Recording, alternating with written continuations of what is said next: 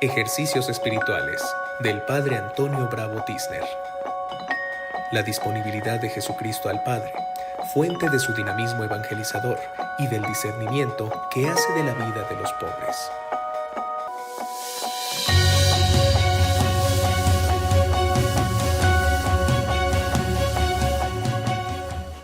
Voy a proseguir un poco la meditación de ayer por la tarde con el título de Llamados por gracia. Somos llamados por gracia.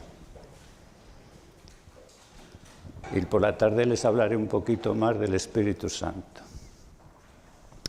San Pablo nos recuerda esta gran verdad. En efecto, por gracia estáis salvados mediante la fe. Y esto no viene de vosotros, es don de Dios. Tampoco viene de las obras, para que nadie pueda presumir. Somos pues obra suya. Dios nos ha creado en Cristo Jesús para que nos dediquemos a las buenas obras que de antemano dispuso Él que practicásemos. Efesios 2, 8, 10. No viene de nosotros.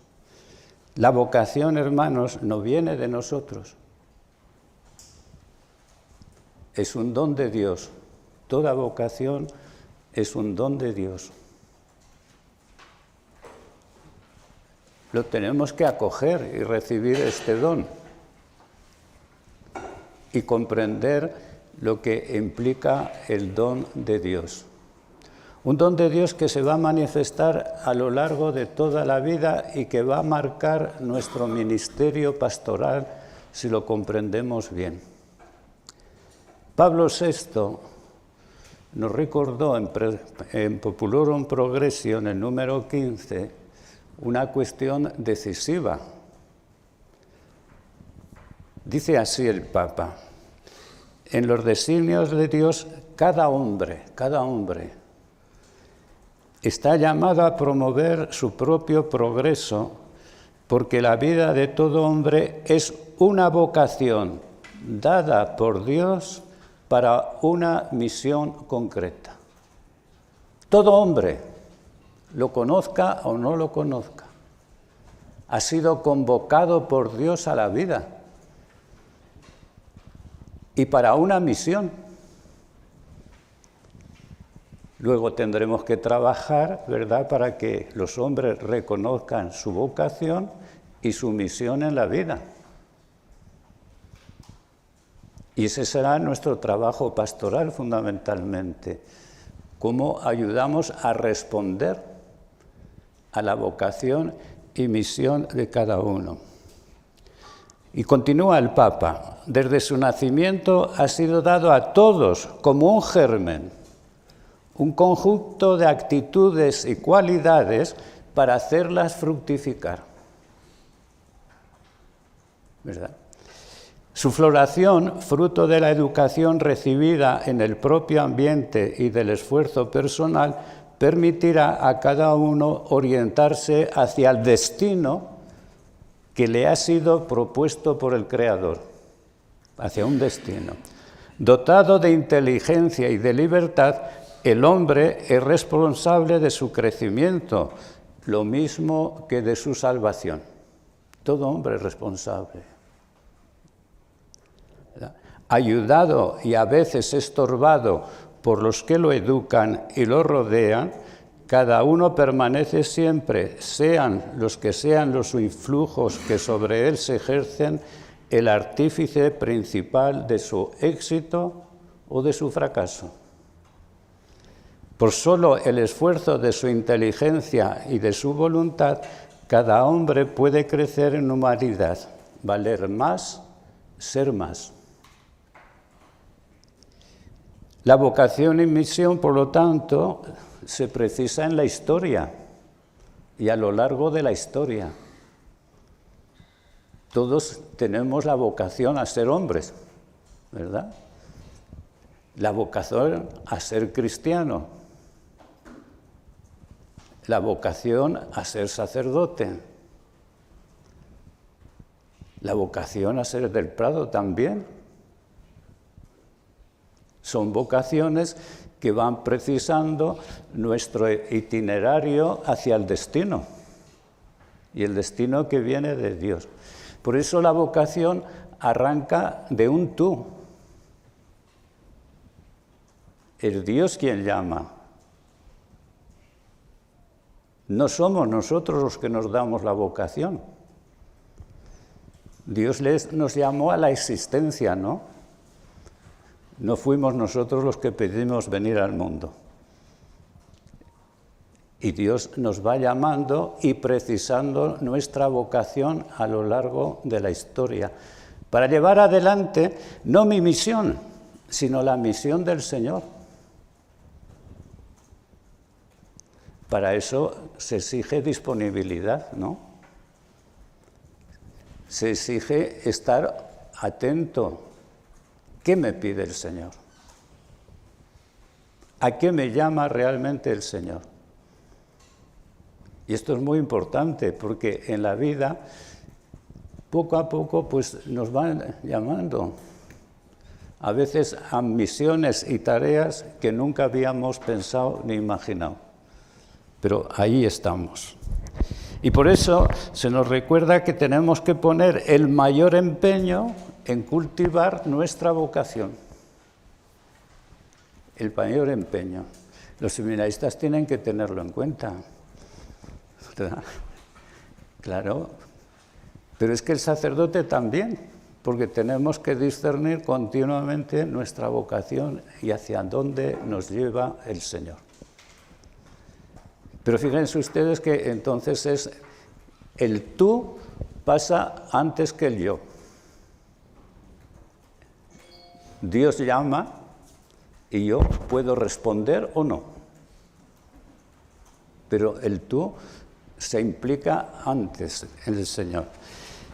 Les recuerdo dos textos que nos hablan muy insistentemente de esto. Así pues yo, el prisionero por el Señor, os ruego que andéis como pide la vocación a la que habéis sido convocados.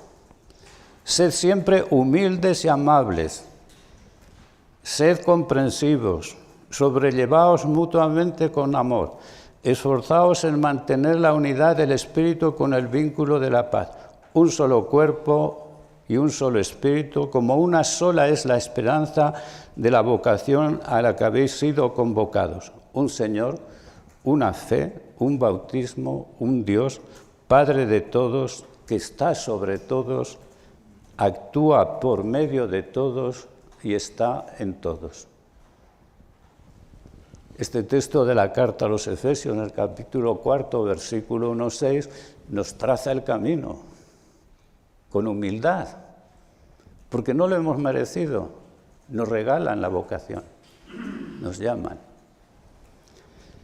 Y en la segunda carta de Pedro, en el capítulo 1, versículos 3-11, pues termina, no les leo todo el texto porque si no después como el tiempo de su meditación, pero termina así.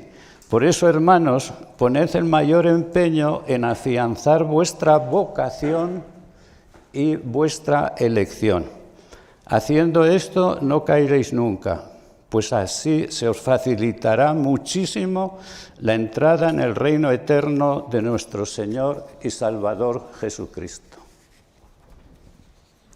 Poner empeño en esto. Si toda existencia humana es vocación y misión, esta verdad se pone de relieve a lo largo de toda la Escritura. Dios elige a quien quiere para llevar a cabo su obra y suele elegir a los que no cuentan según el mundo. Dios elige instrumentos pobres para llevar a cabo su misión. Por eso lo primero de todo será ser humilde y aceptar justamente que el Señor quiera servirse de nuestra pobreza. Pero como yo les decía al principio que no quiero decir nada de mí mismo, entonces les invito a hacer un recorrido por las Escrituras, para que veamos justamente esta verdad que Pablo VI puso tan bellamente de relieve, ¿verdad?, para todo hombre, para todo hombre. Por eso, como siempre, les haré la meditación en dos partes. La primera, Dios llama a sus siervos. A sus siervos. La palabra siervo resulta un tanto chocante para nuestra mentalidad, ¿verdad? La dignidad. Pero es que en la Biblia ser siervo es la máxima dignidad. El Ebed, Yahvé, ¿verdad?, es la máxima dignidad. Abraham es siervo de Dios. Moisés es el siervo de Dios.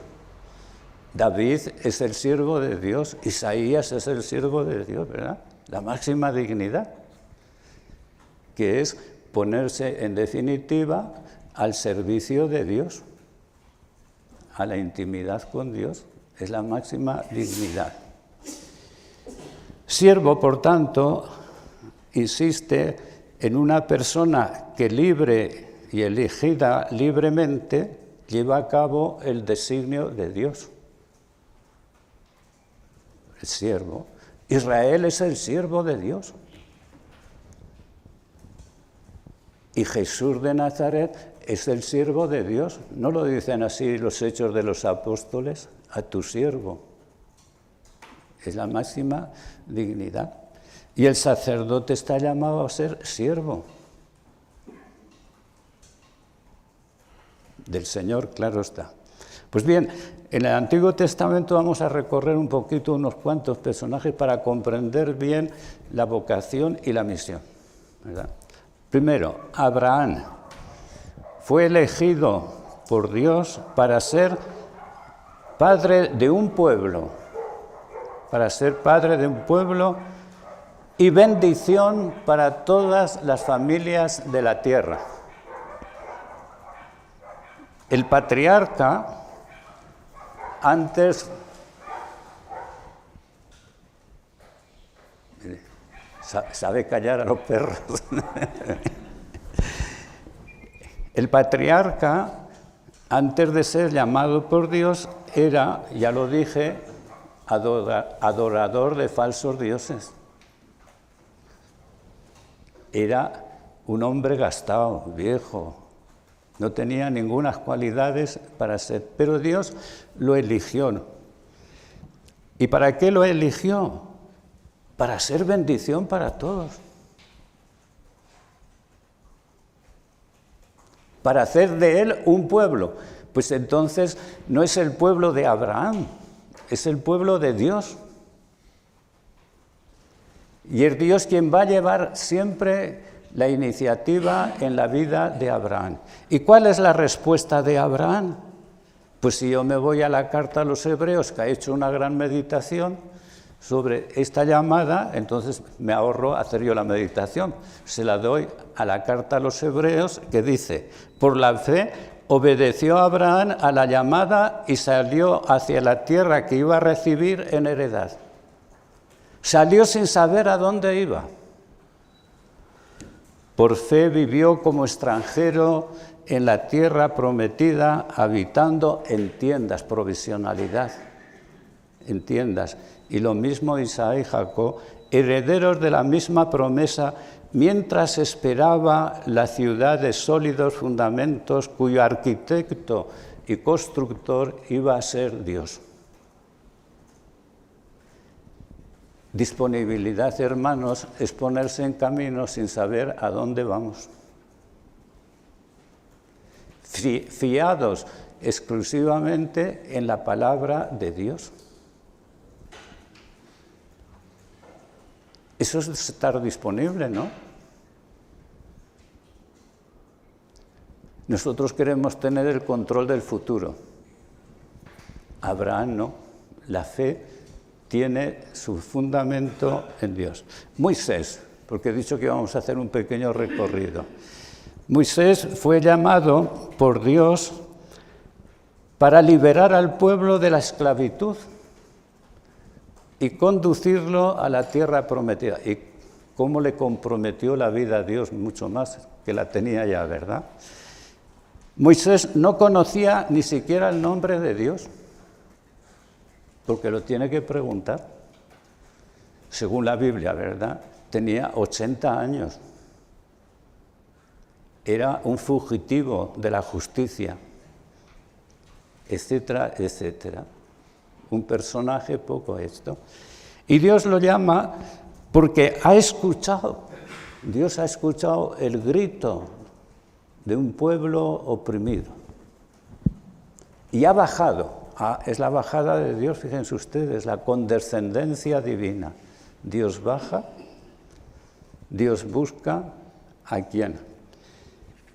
¿Y qué le ofrece como medios a Moisés? Un bastón.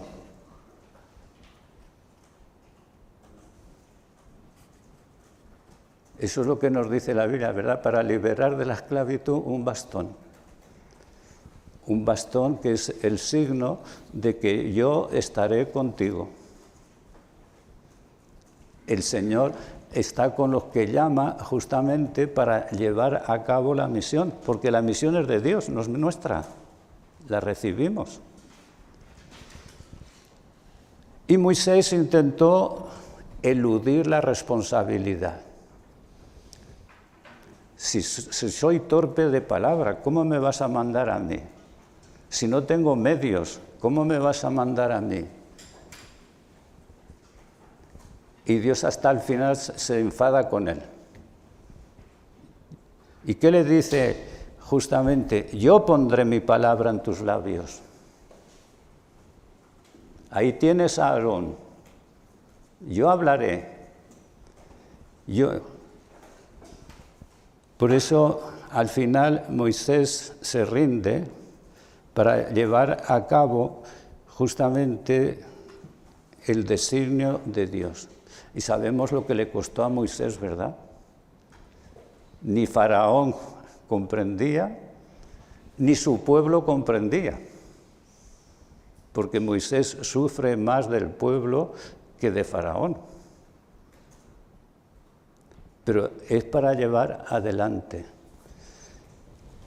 La liberación, por tanto, la lleva a cabo Dios, no Moisés.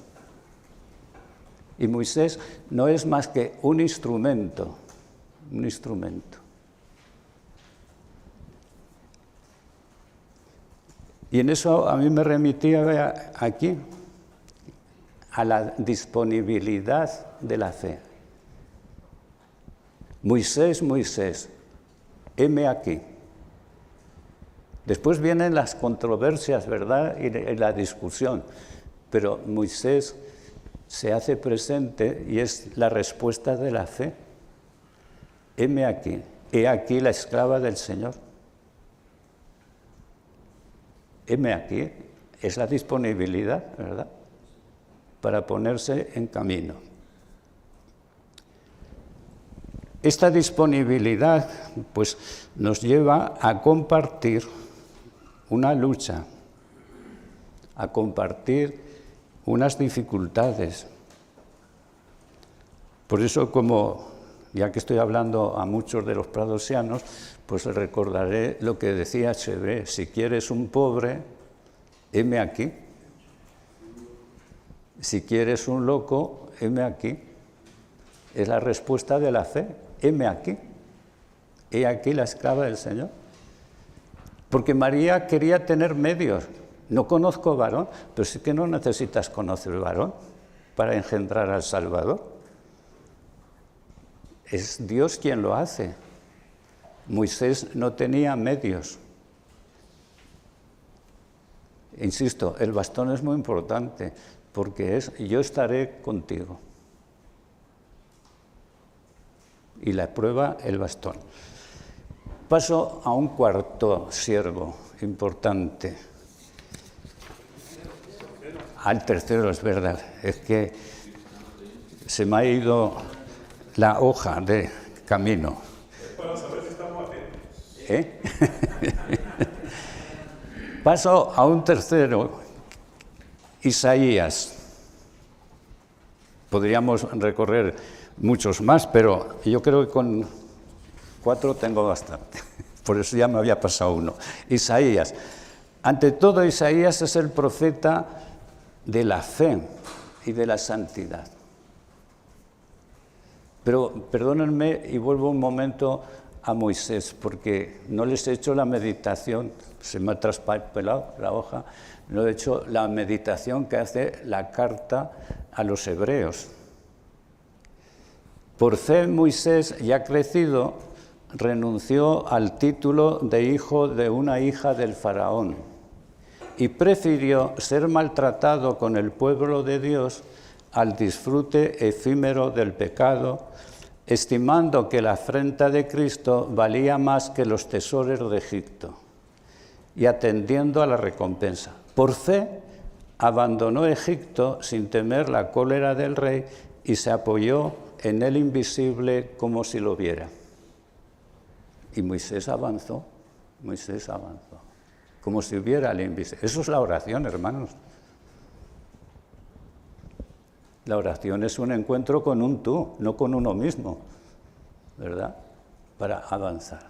Y avanzó como si viera el invisible. Isaías.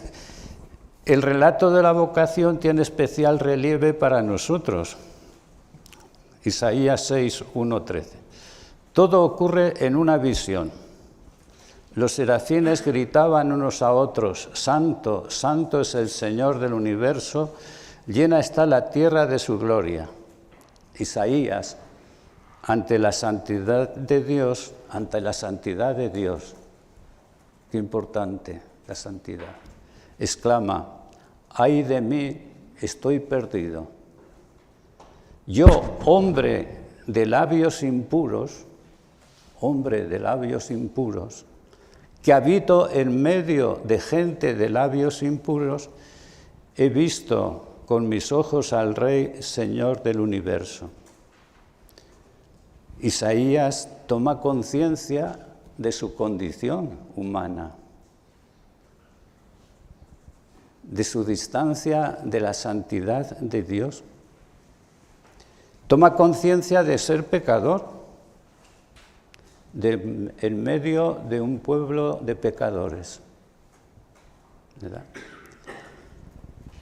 Los siervos de Dios son elegidos del medio de un pueblo de labios manchados. De la visión de Dios brota el verdadero temor, el creyente que es principio de sabiduría, el temor. No soy digno. Esa es la humildad, ¿no es verdad? Reconocer que no somos dignos. El temor hay que aprenderlo. Yo no he dicho el miedo, el miedo lo sale espontáneo, pero el temor hay que aprender. El segundo momento en el relato de la vocación de Isaías es que Dios viene a purificar al profeta. Es Dios quien purifica a su profeta para que pueda comunicar la palabra de Dios, ¿verdad? Con una brasa es purificado los labios del profeta. Nos tenemos que dejar purificar para que justamente de nuestros labios brote la palabra de Dios, ¿verdad? Ese hombre de labios manchados puede ser purificado. Al tocar tus labios ha desaparecido tu culpa, está perdonado tu pecado. La purificación y el perdón son obra de Dios, no nuestra. Dejarnos purificar por Dios, porque nosotros siempre andamos en otro camino. Y después viene la pregunta de Dios, como si necesitara.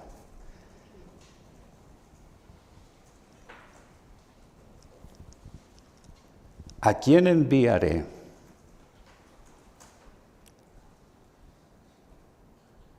¿A quién enviaré?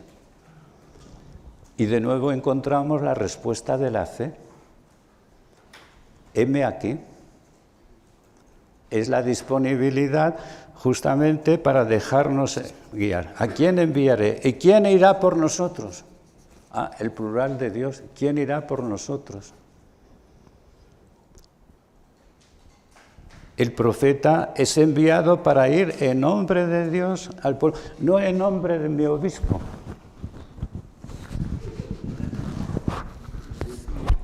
Sino en nombre de Dios.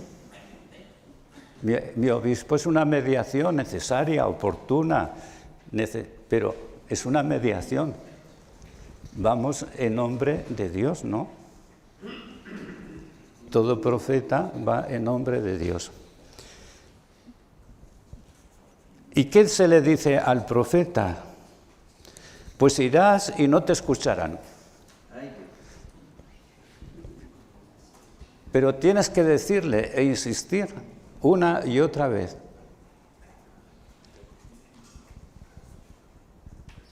Y qué importante entonces, ¿verdad? Pero al final de todo habrá un pequeño resto del cual será recreado el pueblo. Hoy que a veces decimos, pero la gente no viene, pues vayamos nosotros. Pero la gente se niega, sigamos nosotros tercamente con Dios, ¿verdad? Creemos el futuro, hagamos procesos, formemos esos núcleos, esas pequeñas, ¿verdad? Para avanzar. La respuesta del profeta sigue siendo la misma. Aquí estoy, envíame. La disponibilidad. San Pablo es lo que ha vivido. Bueno, no les leo los textos porque ustedes los conocen mejor que yo, pero seguirán. San Pablo nos dirá, ahora me alegro de mis sufrimientos por vosotros. Así completo en mi carne lo que falta a los padecimientos de Cristo en favor de su cuerpo, que es la Iglesia, de la cual Dios me ha nombrado servidor conforme al encargo que me ha sido encomendado en orden a vosotros. Si vamos en nombre de Dios, amaremos más a la Iglesia y amaremos más a nuestros obispos. Claro, pero en nombre de Dios, pero también seremos más libres, ¿verdad? Para hablar. Paso a Jeremías. Jeremías era un hombre muy bueno, era sacerdote. Olvidamos que Jeremías era sacerdote, pero de pronto le llegó la vocación profética. Ya tenía una vocación, la de ser sacerdote, ¿verdad? Pero la vocación profética. Jeremías era, insisto, uno de los sacerdotes de Anatot. Leo en el capítulo 1, justamente. ¿Y qué sucede? Pues que Dios viene a su encuentro y le recuerda que ha sido elegido desde el seno materno, es decir, sin mérito alguno. Porque Jeremías no había hecho mérito alguno. Si te eligen desde el seno materno cuando tú no eres esto, pues, como María, la eligieron ante previsa mérita, pero ante previsa mérita de Cristo, ¿no? Previendo los méritos de Cristo. La eligieron. Pero Jeremías tiene conciencia profunda, hermanos, de su incapacidad. Soy un niño. Y el Señor le dice, no. El Señor me dirigió la palabra, antes de formarte en el vientre te elegí, antes de que salieras del seno materno te consagré, te constituí profeta de las naciones, no solo del pueblo de Israel, sino de todas las naciones. Y Jeremías trata de rehuir. Yo repuse, ay Señor Dios mío, mira que no sé hablar, que solo soy un niño. El sacerdote es consciente de su incapacidad. Y eso es muy importante, si no, no hay vocación, hermanos. Yo recuerdo cuando tuve mis responsabilidades, ¿verdad? Que al que me decía, quiero ser sacerdote, mira, mejor a tu casa y después hablamos.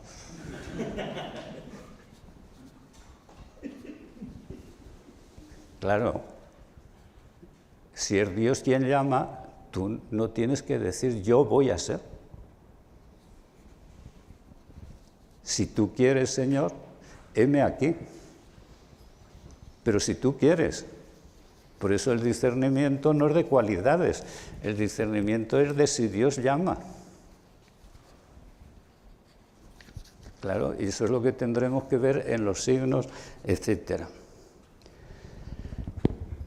Y ante la objeción de Jeremías, el Señor responde, el Señor me contestó, no digas que eres un niño, pues irás a donde yo te envíe y dirás lo que yo te ordene.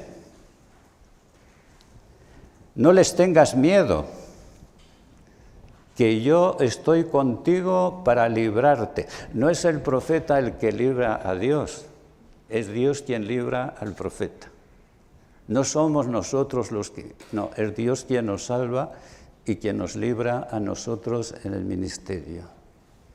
El Señor extendió la mano, volvemos a la vocación de Isaías, tocó mi boca y me dijo,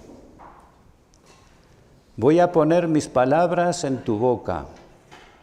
Desde hoy te doy poder sobre pueblos y reinos para arrancar y arrasar, para destruir y demoler, para reedificar y plantar. Es Dios quien da el poder. Es Dios quien da justamente esto. Y aquí yo les recuerdo dos cosas muy sencillas. Primera, el profeta no se consagra a sí mismo como profeta, ni lleva a cabo su misión con sus fuerzas. Es Dios quien la lleva. Para que se manifieste bien que el poder es de Dios y no nuestro. Y no nuestro. Es Dios quien consagra, quien elige. Pero el profeta sí tiene una gran responsabilidad, que es permanecer solidario con su pueblo hasta el final. Él viene a anunciar la palabra de Dios, pero en solidaridad con el pueblo.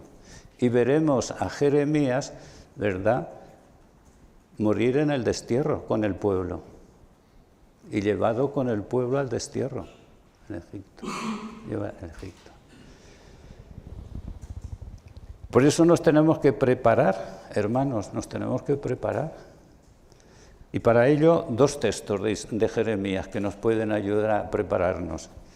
Pero tú cíñete los lomos, prepárate para decirles todo lo que yo te mande. No les tengas miedo, o seré yo quien te intimide. Desde ahora te convierto en plaza fuerte, en columna de hierro y muralla de bronce frente a todo el país, frente a los reyes y príncipes de Judá, frente a los sacerdotes y al pueblo de la tierra. Lucharán contra ti, pero no te podrán, porque yo estoy contigo para librarte, oráculo del Señor. ¿Verdad?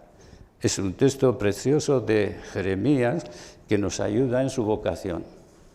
Yo te libraré, yo estaré contigo. Porque, hermanos, la misión no es un mandato externo, sino que la misión es ir con Cristo al mundo, con el Señor. Él es quien nos lleva. Y el profeta tiene conciencia de esto. Yo estaré contigo. Pero si nos lo ha dicho Jesús, si los evangelios no han hecho más que meditar esto, yo estaré con vosotros hasta la consumación de los siglos. No lo dice el evangelio cuando nos envía. No es un mandato externo, como si Dios nos mandara y nos dejara, sino que Dios va con nosotros y sigue.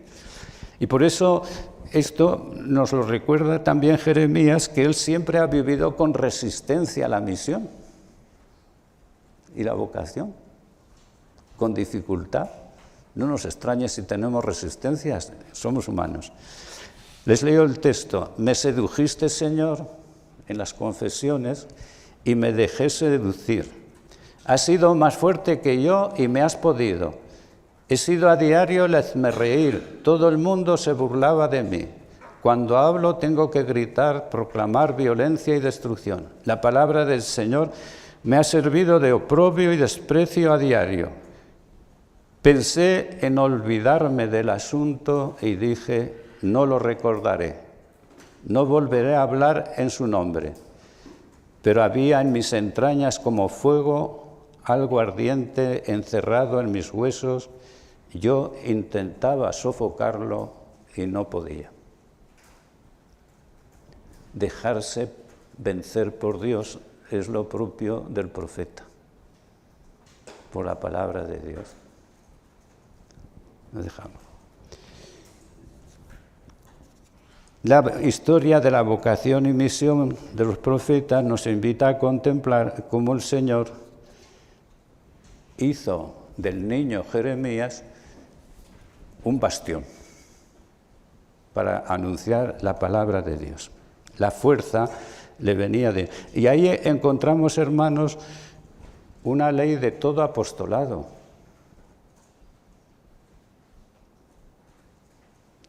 Mi fuerza se muestra perfecta en tu debilidad. Es una ley del apostolado, ¿verdad? Con Jesús. Mi fuerza se manifiesta perfecta en tu debilidad. Hasta aquí la primera parte de la meditación a partir del Antiguo Testamento. Entonces les doy los dos textos que yo he utilizado más, Isaías 6, 1, 13 como textos posibles y Jeremías 1, 4 al 19, el versículo 19. Y algunas preguntas para nuestra meditación. ¿Cómo acoges o cómo acojo la vocación y la misión a la que el Señor me llama? ¿Cómo la acojo? ¿Cómo la recibo? Segunda pregunta, ¿qué resistencias encuentras en ti ante la llamada del Señor? Porque son humanos ustedes, ¿no? Entonces tendrán resistencias. ¿Qué resistencias encontramos en nosotros? No nos asustemos, las resistencias son normales. Y tercero, ¿cómo estás viviendo y suscitando? Viviendo y suscitando en los demás la esperanza que no defrauda. ¿Cómo suscitamos, verdad? Ante el año jubilar, peregrinos de la esperanza, pues ¿cómo vivimos la esperanza en esto? El texto de Pablo VI. Populorum Progressio número 15. Es un texto muy bonito. Bueno, entonces la segunda parte es pasarnos al Nuevo Testamento. Uy, pero yo...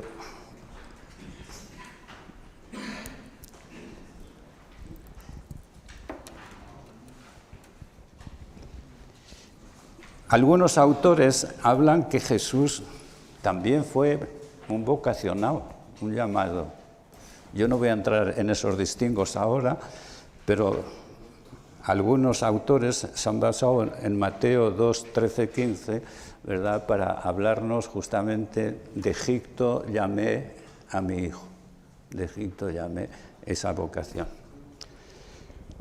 Pero sí que nos recuerdan bien los hechos. El bautismo de Jesús nos recuerda ya que Jesús ha venido para llevar a cabo toda justicia en el mundo, que es otra forma de hablarnos de su misión. Recuérdelo bien, ¿verdad? Jesús, ante la resistencia de Juan Bautista, que es inteligente Juan Bautista y comprende, pues Jesús le responde: déjalo ahora, conviene que así cumplamos toda justicia. Jesús y Juan tienen que cumplir la justicia que viene del Padre. Y por lo tanto, llevar a cabo la misión que les es confiada. Jesús expresa así su radical disponibilidad, una disponibilidad total para llevar a cabo el designio del Padre. No el suyo, no por sus caminos, el del Padre.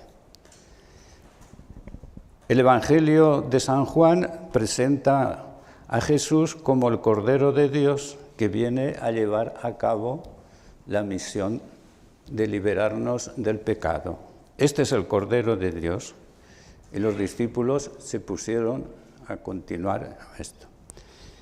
Por eso yo les voy a presentar 3 momentos de vocación en el Nuevo Testamento. Me perdonarán, pero como estoy hablando a sacerdotes, puedo ir rápido, porque conocen los textos y no es necesario que insista.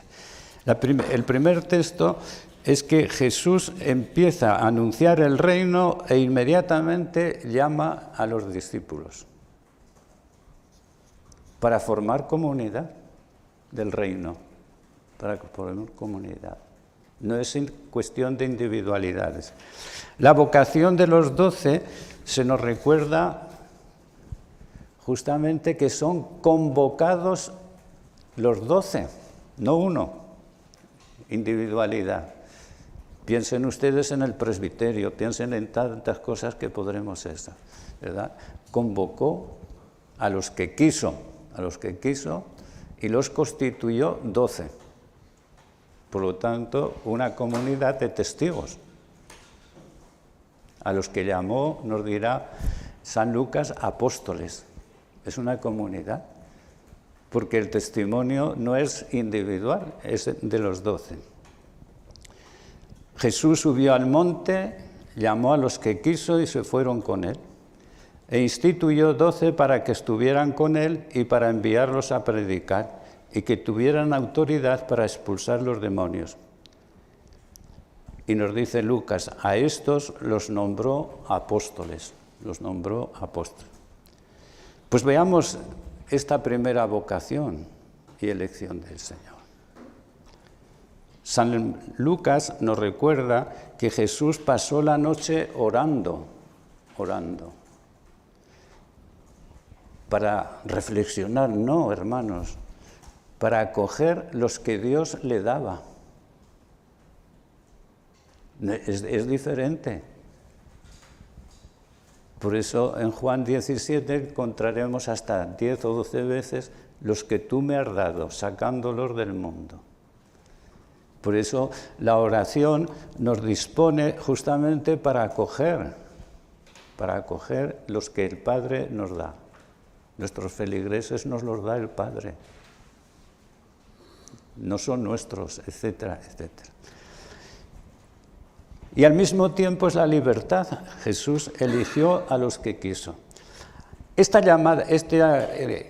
elección de Jesús supone, primero, hermanos, un desplazamiento, porque supone dejar para ir. Llamó a los que quiso y fueron hacia él, pero eso supone dejar.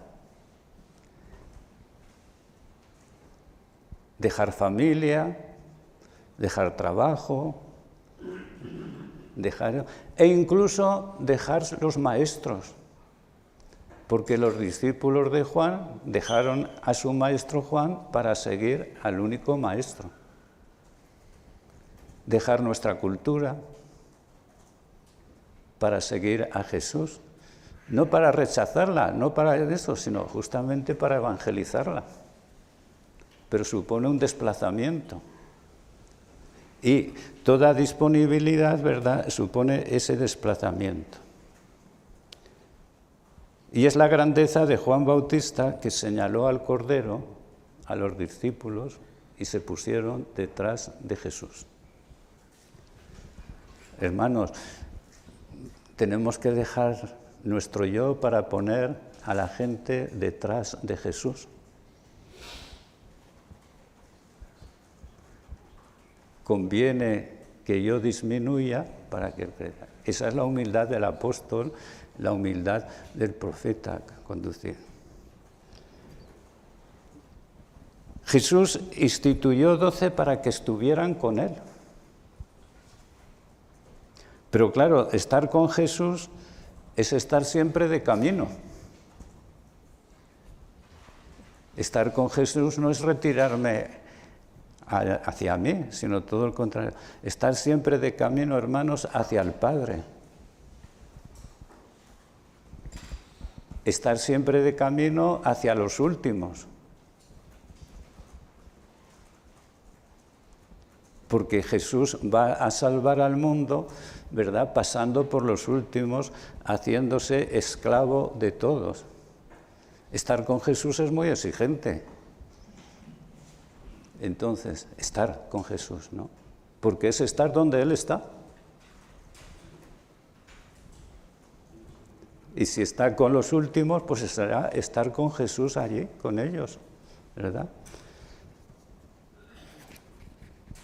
Y estar con Jesús supone aceptar ser enviado para anunciar el reino de Dios, sabiendo que el Espíritu estará con nosotros. No se necesita oro, plata, etcétera, para anunciar el reino de Dios. Lo que se necesita justamente es eso. Y tercero, para ser libres y liberar a los hermanos. Les dio poder para echar demonios. Bueno, traduzcámoslo, ¿verdad? Para liberar a los hermanos de toda esclavitud y sobre todo del pecado, ¿verdad? Y esa será siempre la misión. Y cuando San Lucas nos habla de apóstoles, nos está diciendo algo muy sencillo: mártires de la verdad. Porque los apóstoles son enviados para ser testigos, no es mártir eso. Ser testigos de la verdad. Pero hermanos, seamos conscientes, aquellos discípulos fueron elegidos pero no entendieron mucho. No entendían a Jesús, pero el entusiasmo les llevaba. Pero cuando vino el Espíritu Santo sobre ellos, a mí me gusta mucho ese versículo, en los Hechos, el capítulo 5, versículo 41, salieron contentos del Sanedrín de sufrir ultrajes por el nombre del Señor.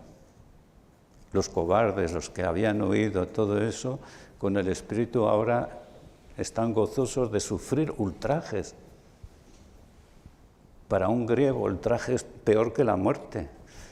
Ultrajes por el nombre del Señor, y estaban contentos de poder ser mártires, de poder anunciar el Evangelio. Es nuestra vocación apostólica, ¿verdad? Es nuestra vocación apostólica. Segunda punto, la vocación de Saulo.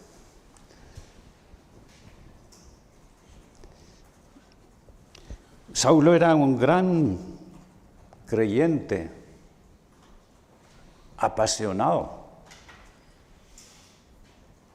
mejor que nadie de todos los jóvenes de su tiempo, por supuesto. Eso es lo que dice él mismo en la carta de los Gálatas, pero olvidamos porque nosotros tenemos un esquema del fariseo malo, ¿no? Si pensaba dar gloria a Dios eliminando la secta esa de los del camino, ¿verdad? Que esto, pensaba dar gloria a Dios.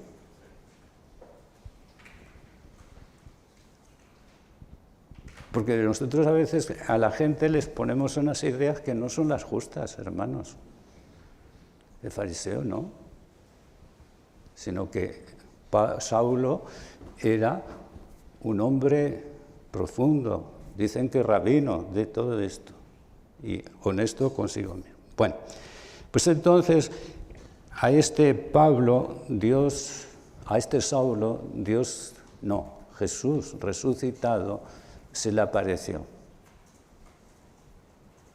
Y se le apareció justamente para elegirlo y ser un instrumento suyo que llevara el nombre a los pueblos de la tierra.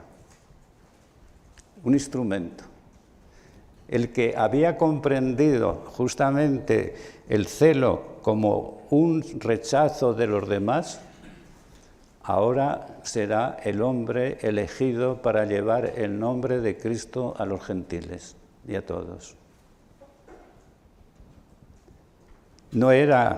Nosotros pensaríamos que no era el hombre más conveniente, ¿no? Mira que elegir al que me persigue, pero así se muestra que es obra de Dios y no nuestra. Y por eso les presento 3 textos. Bueno, no les he presentado la vocación porque ustedes la conocen igual que yo, ¿verdad? Saulo, Saulo, ¿por qué me persigues?, etcétera. 3 textos que nos ayudan a comprender justamente la vocación de Saulo. El primero, en la primera carta a los Corintios, en el capítulo 15, versículo 1 al 11, que ya se lo dije, se nos recuerda justamente cómo Pablo fue llamado y reenviado a la comunidad para dar testimonio de la fe de la comunidad. Es muy importante, porque no es el individualismo de Saulo, sino que es asociado a los testigos de la fe. Nosotros entramos en un presbiterio para ser testigos de Jesús en el presbiterio. No sé si me explico, porque es muy importante, no es algo individual nuestra vocación. Nuestra vocación es comunitaria.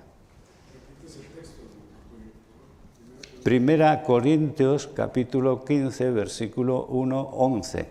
Por eso Pablo nos dirá, y yo os comunico lo que a mi vez he recibido, y lo ha recibido en la comunidad apostólica. Y eso me parece importante, porque una cosa es el tradicionalismo y otra cosa es proseguir el testimonio de la Iglesia.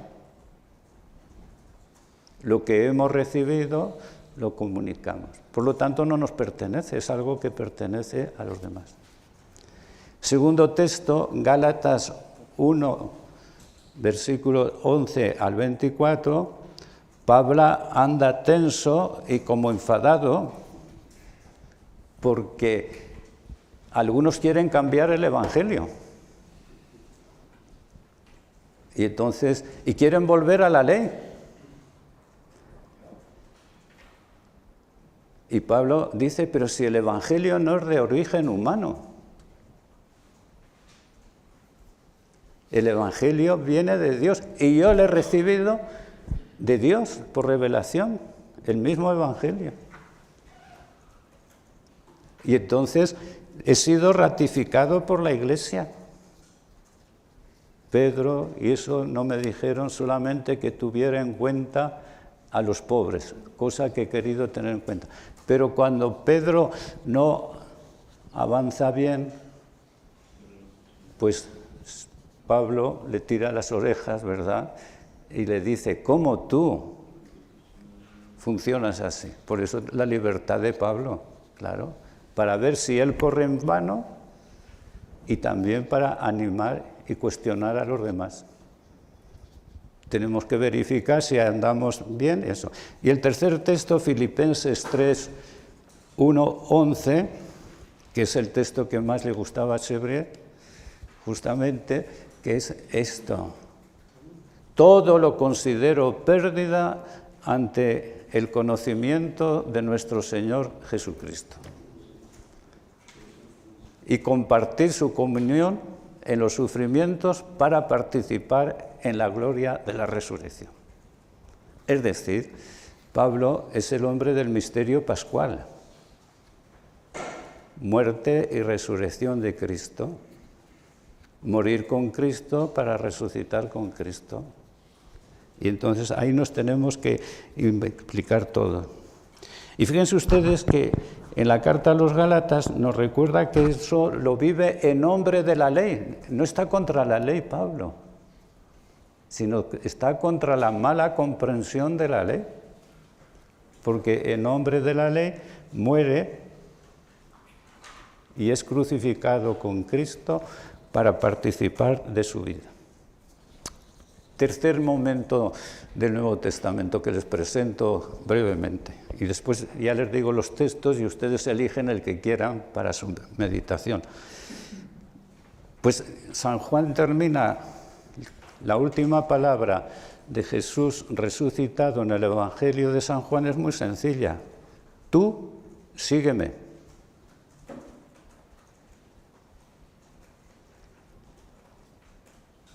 Fíjense que todo está ahí. El padre Sebre decía, ya tenemos el reglamento hecho. Tú sígueme. Entonces, les lo presento un poco.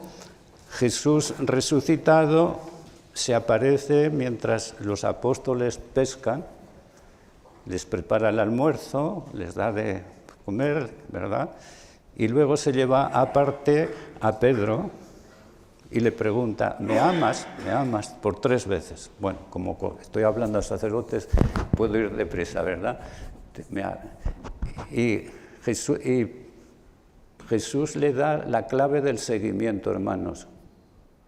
Apacienta mis corderos, apacienta mis ovejas, apacienta mis ovejas, no las tuyas. Tú sígueme entonces, quiere decir que seguimos a Jesús en la ofrenda de sí mismo para apacentar a las ovejas. Somos pastores, ¿no? El tú sígueme se expresa ahí.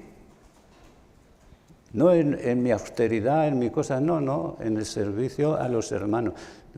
Y cuando se vuelve y ve a Juan, Pedro le dice a Jesús, ¿y a este qué? Dice, ¿y a ti qué te importa? Tú sígueme. Y basta. Tú sígueme. No nos comparemos con nadie. Escuchemos al Señor, tú sígueme. Y esa es la vocación, ¿no? Arriesgar, ponerse en camino, ponerse en el servicio. Y voy a concluir, entonces concluyo, ustedes pueden quedarse igual. Concluyo con unos textos del padre Chevrier, si me lo permiten, para descubrir a qué estamos llamados nosotros, ¿verdad? Les voy a hacer un pequeño comentario de estas páginas para los que quieran leerlo, del verdadero discípulo, del libro, de la página 118 a la 127, pero no se preocupen que tardaré poco, ¿verdad? El padre Chevrier, después de presentar cómo el conocimiento de Jesucristo es todo, tiene esta bella expresión. Todo esto es muy hermoso, pero lo comprenden todos. Todo esto es muy hermoso, pero lo comprenden todos. Y añade de inmediato, es necesaria una gracia de Dios para comprenderlo. No queramos comprenderlo por nosotros mismos. Es necesario una gracia de Dios para comprenderlo. Afirmación que basa el padre Chevrier en estas palabras de Jesús. Nadie puede venir a mí si mi Padre no lo atrae. Es una gracia. Entonces, la fe es una gracia, hermanos. La religiosidad puede ser otra cosa, pero la fe es una gracia. La vocación es una gracia que nos atrae. Y prosigue con un pequeño estudio de nuestro Señor Jesucristo en los Evangelios y San Pablo, como era su costumbre.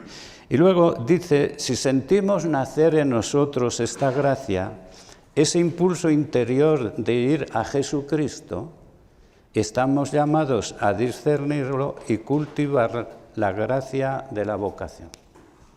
¿Verdad? Lo sentimos y nos decimos, sí, pues lo cultivemos. Quienes tienen la gracia de Jesucristo deben sentir en ellos la llamada de Jesucristo y preguntarse, ¿a qué nos llama? ¿A qué nos llama? Y aquí surge la sorpresa. Chevrier da esta respuesta. Nos llama a la perfección.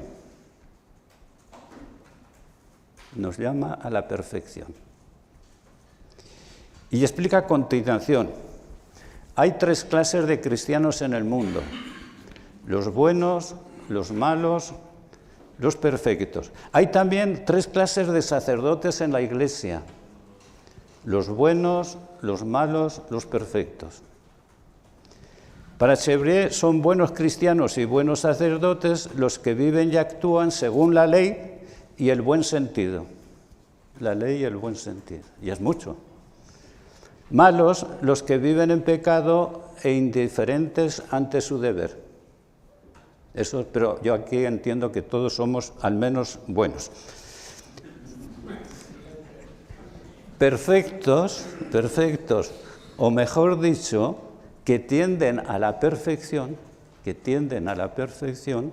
son los que procuran seguir más de cerca a nuestro Señor, desean trabajar por la gloria de Jesucristo, sienten su amor en ellos y desean imitarle en su pobreza, en su dulzura, en su caridad, en sus sufrimientos y en su cruz.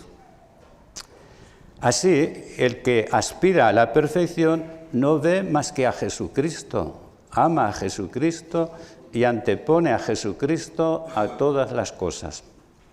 Aquí radica la fecundidad apostólica y la vida del verdadero discípulo de Jesucristo.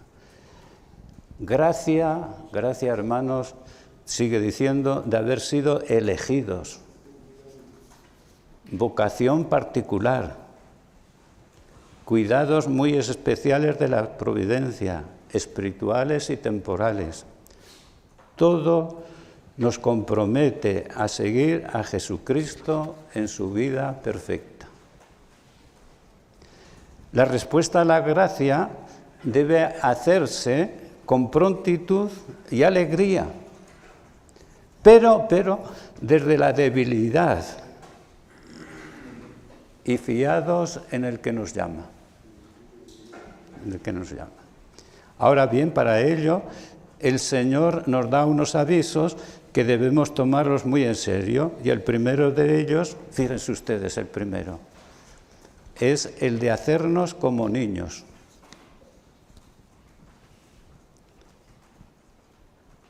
El ser pobres en el espíritu, en verdad, y claro, Chevrier lo que busca es por qué lo dice. En verdad os digo, si no os convertís y os hacéis como niños, no entraréis en el reino de los cielos. ¿Y qué entiende Chevrier por hacerse niño? Claro, porque le pregunta. Y responde así: para recibir la palabra de Jesucristo es preciso recibirla como un niño, esto es, con atención, sumisión, respeto y amor. Y explica qué entiende él por esas palabras. Atención para comprender lo que él nos dice, comprenderlo, recordarlo. Hay que estar atentos, a veces sabemos para eso. Sumisión sin discutirlo, tal como es. Y aquí el catequista de los pobres hace especial hincapié. Los que no son como niños quieren discutir, razonar, escuchan la palabra pero no la reciben. Sucede lo que con una piedra que cae sobre otra rebota y vuelve hacia el lugar de su partida. Hay espíritus sutiles, estrechos, quisquillosos, puntillosos, que hallan dificultad en todo lo critican, no aceptan más que lo que les conviene. ¿Ya? Los que se buscan a sí mismos juzgan de locura al Evangelio, imposible de practicarlo. Por ello dicen que hay que ser prudente, que no se debe exagerar. Por ello no abren de par en par la puerta al Señor que llama y quiere entrar.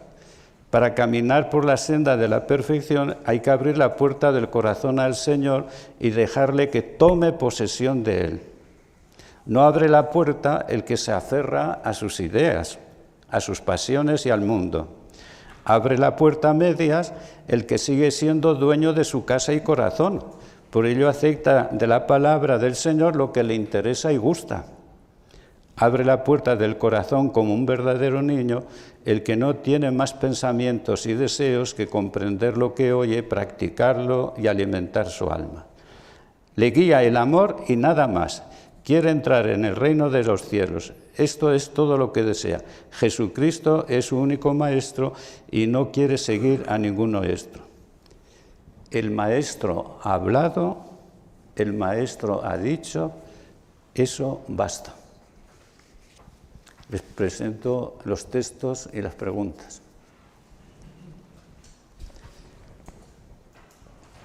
Pues los tres textos que yo he meditado más para presentar esto ha sido Marcos, el capítulo 3, versículo 13 al 15. En los Hechos de los Apóstoles, el capítulo 9, versículo 1 al 19. Capítulo 9, versículo 1 al 19, que es la vocación de Saulo, que yo no he leído, y así ustedes pueden buscar por vosotros mismos. Y después en Juan solamente un versículo, el 21-22, es decir, tú sígueme. Con un versículo podemos tener para toda la mañana, ¿verdad? O sea, las preguntas, entonces, las preguntas. ¿Estoy determinado a seguir a Jesús con prontitud, alegría y humildad? Y humildad. Prontitud, no seamos pretenciosos como Pedro, ¿verdad? Segunda pregunta, ¿es el conocimiento de Jesucristo el bien supremo para mí?